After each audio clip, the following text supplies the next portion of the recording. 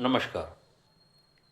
आज मैं आप लोगों को माइक्रोसेफेली विषय पर बात करने वाला हूँ। माइक्रोसेफेली क्या है?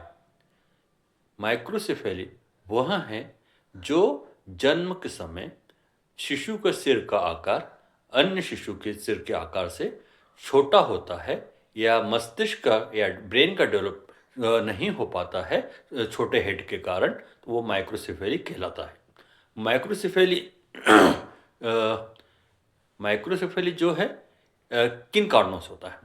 माइक्रोसेफेली होने का कारण है कि यदि ड्यूरिंग प्रेगनेंसी कोई भी प्रेग्नेंट लेडी किसी प्रकार के टॉक्सिन के कांटेक्ट में आती है या ड्रग लेती है, किसी प्रकार का नशा करती है, उसके कारण होने की संभावनाएं बढ़ जाती है। एक और रीज़न है जो कि माइक्रोसेफेली होने का रीज़न हो जाता है कि ड्यूरिंग प्रेगनेंसी या डिलीवरी के समय में फोर्सेप डिलीवरी का यूज़ किया जाता है, जिसके कारण कि उसके शिशु का ब्रेन का और हेड का साइज दब जाता है, जिसके कारण कि वो प्रॉपर तरीके से डेवलप नहीं हो पाता है। वो भी एक रीज़न होता है कि माइक्रोसेफेली हो जाता है।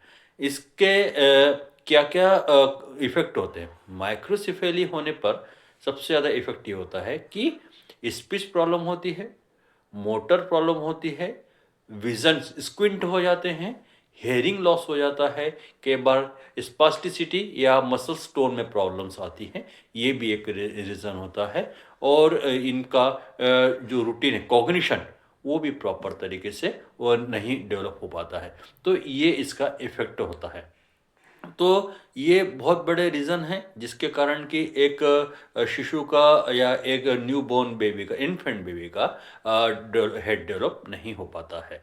तो हमें सबसे ज़्यादा ध्यान रखना चाहिए या ड्यूरिंग प्रेगनेंसी लेडी को किसी प्रकार के इन टॉक्सिन केमिकल कांटेक्ट में नहीं आना चाहिए या उसको इंटेक नहीं करना चाहिए या किसी प्रकार के बिना कंसर्न के ड्रग नहीं लेना चाहिए, नशा नहीं करना चाहिए। जैसे कि नशे में अल्कोहल हो गया है, सिगरेट हो गया है, तंबाकू गुटखा हो गया है या किसी अन्य प्रकार के अब भी आजकल बहुत डिफरेंट टाइप के नशे आ गए हैं, उसके कारण भी ये होने की संभावनाएं बढ़ जाती हैं। तो इनमें हमें सबसे ज़्यादा किस प्रकार से हमें ट्रीटमेंट कर सकते हैं? तो सबसे ज़्यादा ज़रूरी होता है कि इनका जो न्यूबॉर्न बेबी या इन्फेंट बेबी का हेड का साइज़ है 28 to 30 सेंटीमीटर के बीच में होता है।